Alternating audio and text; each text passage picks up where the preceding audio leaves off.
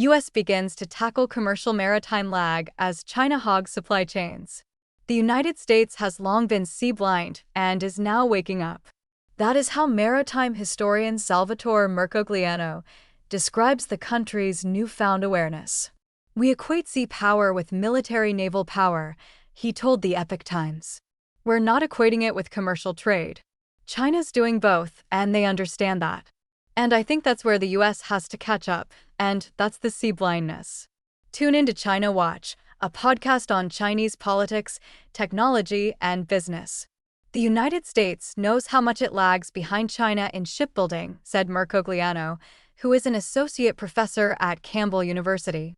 "But when it comes to global maritime shipping, Washington is seeking a better understanding."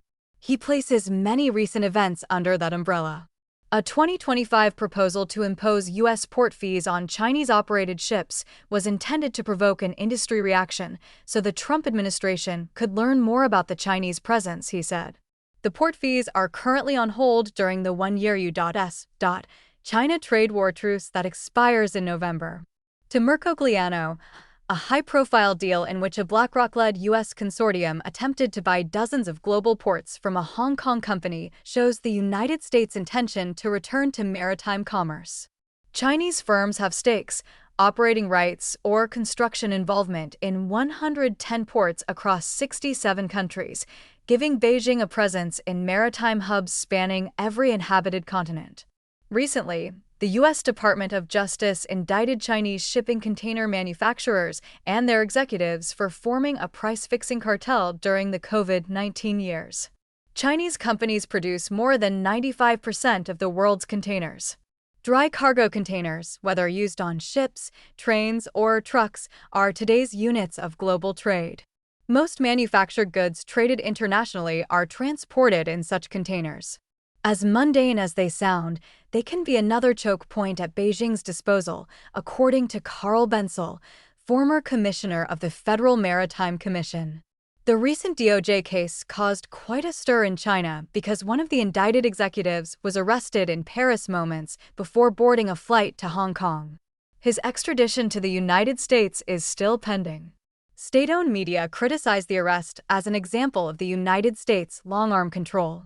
"Washington is anxious about China's maritime dominance," said Mike Sun, a U.S.-based Chinese business consultant.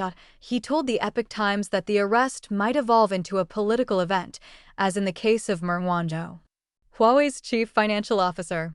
She was arrested in Canada in 2018, held there under a U.S. extradition request, and eventually released to China as a result of a DOJ settlement coordinated with Beijing. Although a single indictment is not going to break up China's monopoly, Sun said, the case could add to U.S. President Donald Trump's negotiation leverage in the U.S. China trade war. He and Mercogliano both said that Washington has to take steps to address Beijing's power at sea because commercial dominance will spill over to the military side. "The Chinese regime is still using its Navy for trade protection," Mercogliano said, "but going toe-to-toe with the U.S. Navy may be something down the road." How China has dominated the sea. China's maritime dominance today is similar to that of the British Empire in the 18th and 19th centuries, Mercogliano said. In 1989, China built about 2% of the world's new ships, according to BRS shipbrokers. China was a minority player in global shipping then, Mercogliano said, and as early as the 90s, China began to focus on all aspects of shipping, including shipbuilding and ship repair. He described the initial efforts as uncoordinated. That changed after Chinese leader Xi Jinping took the helm.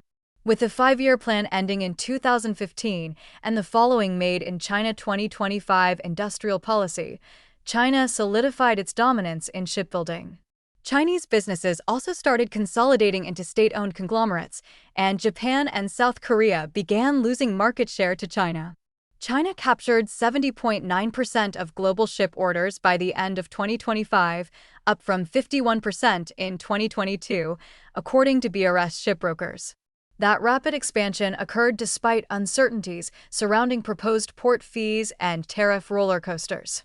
Mercogliano said China is intentional and strategic in its approach, including pushing regulation in its favor at the International Maritime Organization, a UN agency.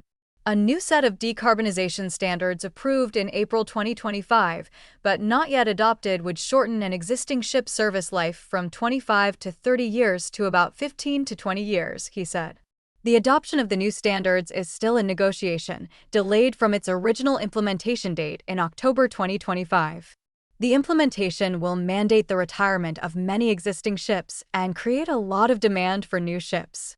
That will further increase China's market share of new ships because of its leading position in producing low-emission vessels. In addition to its monopoly in shipping container manufacturing, China accounts for more than 70% of global ship-to-shore crane production and 86% of intermodal chassis. Its share of other critical components continues to rise, according to a 2025 report by the Office of the U.S. Trade Representative. U.S. waking up. American policymakers had assumed that the ocean was open and free and that commerce would naturally come to U.S. ports, Mercogliano said. The COVID-19 pandemic opened their eyes to issues of supply chain dependence. During the pandemic, shipping companies rushed empty containers back to Asia because the U.S.-bound trip was more profitable. That left U.S. export businesses with insufficient capacity, resulting in delayed shipments and profit losses due to steep increases in freight costs. Congress responded with the Bipartisan Ocean Shipping Reform Act of 2022, the largest overhaul of ocean shipping law in decades. The law made it harder for carriers to reject U.S. export cargoes and expanded the Federal Maritime Commission's authority to initiate investigations. Armed with the new law, the Federal Maritime Commission has hired more lawyers and analysts to better understand global seaborne trade, according to former Commission Chairman Daniel B. Maffei.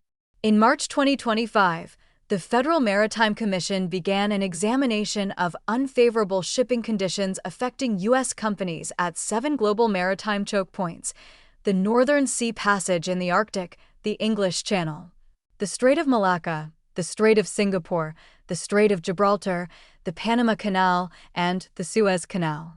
The examination was conducted before the Iran war and did not include the Strait of Hormuz. The Federal Maritime Commission is also investigating whether the flagging practices of foreign governments impose disadvantages on U.S. businesses. Final findings of both investigations are still pending. Deterring China's maritime dominance has also been a bipartisan issue in the executive branch. During the Biden administration, a group of labor unions filed a petition with the USTR alleging unfair practices that cause U.S. maritime businesses to become unprofitable. The agency accepted the case and opened an investigation in 2024. The famous $1 million port fee for Chinese-operated ships per entry at U.S. ports was imposed as a result of the investigation. Li Chenggang, China's lead negotiator in the U.S. China trade talks, personally delivered a global chaos ultimatum over the port fees during an uninvited trip to Washington in August 2025, according to U.S. Treasury Secretary Scott Bessent. The measures were suspended for a year as part of the truce Washington and Beijing reached in November 2025. Along with the one-year truce, China lifted its export controls on rare earth elements that would have prohibited the United States from using any products that source Chinese materials or use Chinese processing technologies, which are used in most rare earth products worldwide. The truce is due for renewal this November, weeks after September 24th, the date on which she will visit Washington if he accepts Trump's invitation. So far, the Treasury, the Commerce Department, and the USTR have been visible in the U.S. China trade negotiations. Mercogliano said he finds it interesting that the Federal Maritime Commission and DOJ are now being used to achieve political and economic goals. He said he doesn't think using the Federal Maritime Commission and DOJ to discover the global maritime market is a good process. However, it's a way to achieve fast results, he said, given that the United States is playing catch-up in some trade policies. The U.S. has had a very significant sea blindness that is starting to be woken up to, he said. The question is, does it remain? Or do we get distracted by the next big topic out there, and it kind of goes away? Correction. An earlier version of this article incorrectly stated that Meng Wanzhou, Huawei's chief financial officer, had been extradited to the United States. Meng was held in Canada under a U.S. extradition request. The Epoch Times regrets the error.